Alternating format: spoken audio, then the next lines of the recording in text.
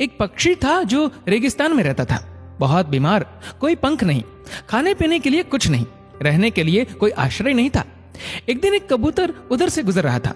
उस बीमार और दुखी पक्षी ने कबूतर को रोका और पूछा, तुम कहां जा रहे हो?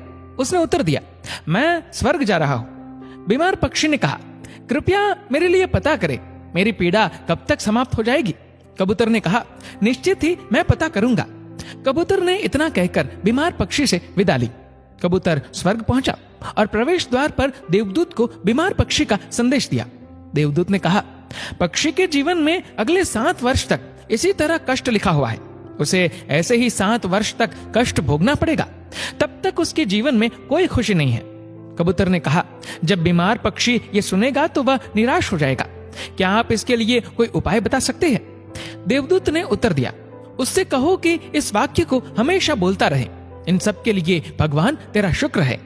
वापसी पर जब वह बीमार पक्षी कबूतर से फिर मिला तो कबूतर ने उस स्वर्गदूत का संदेश दिया। 7-8 दिनों के बाद कबूतर जब फिर उधर से गुजर रहा था, तब उसने देखा कि पक्षी बहुत खुश था। उसके शरीर पर पंख उगाए थे। उस रेगिस्तानी इलाके में एक छोटा सा पौधा लगा हुआ था। वहां पानी का एक छोटा सा तालाब भी बना हुआ था।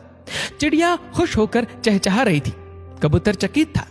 देवदूत ने कहा था कि अगले 7 वर्षों तक पक्षी के लिए कोई खुशी नहीं होगी। इस सवाल को ध्यान में रखते हुए कबूतर स्वर्ग के द्वार पर देवदूत से मिलने पहुंच गया। कबूतर ने देवदूत से अपने मन में उठते हुए सवालों का समाधान पूछा तो देवदूत ने उत्तर दिया, हाँ, ये सच है कि पक्षी की जिंदगी में 7 साल तक कोई खुशी नहीं लिखी थी, लेकिन क्योंकि पक्षी हर स्थिति में इन सब के लिए भगवान तेरा शुक्र है बोल रहा था और भगवान का शुक्र कर रहा था, इस कारण उसका जीवन बदल गया। जब पक्षी गर्म रेत पर गिर गया तो उसने कहा, इन सब के लिए भगवान तेरा शुक्र है। जब यह उड़ नहीं सकता था तो उसने कहा, इन सब के लिए भगवान तेरा शुक्र है। जब उसे प्यास लगी और आसपास पानी नहीं था तो उसने कहा, इन सब के लिए भगवान तेरा शुक्र है। जो भी स्थिति हो, पक्षी दोहराता रहा, इन सब के लिए भगवान तेरा शुक्र है, और इसलिए 7 साल 7 दिनों में समाप्त हो गए। जब मैंने यह कहानी सुनी तो मैंने अपने जीवन को महसूस करने, सोचने, स्वीकार करने और देखने के तरीके में एक जबरदस्त बदलाव महसूस किया। मैंने अपने जीवन में इसको अपना लिया। इन सब के लिए भगवान तेरा शुक्र है। इसने मुझे, मेरे विचारों को, मेरे जीवन में बदलाव लाने में मेरी मदद की। उदाहरण के लिए, अगर मेरा सिर दर्द करता है तो मुझे लगता है कि मेरा बाकी शरीर पूरी तरह से ठीक और स्वस्थ है, और मैं कहता हूँ, इन सब के लिए भगवान तेरा शुक्र है। और मुझे लगता है कि सिर दर्द मुझे बिल्कुल परेशान नहीं करता।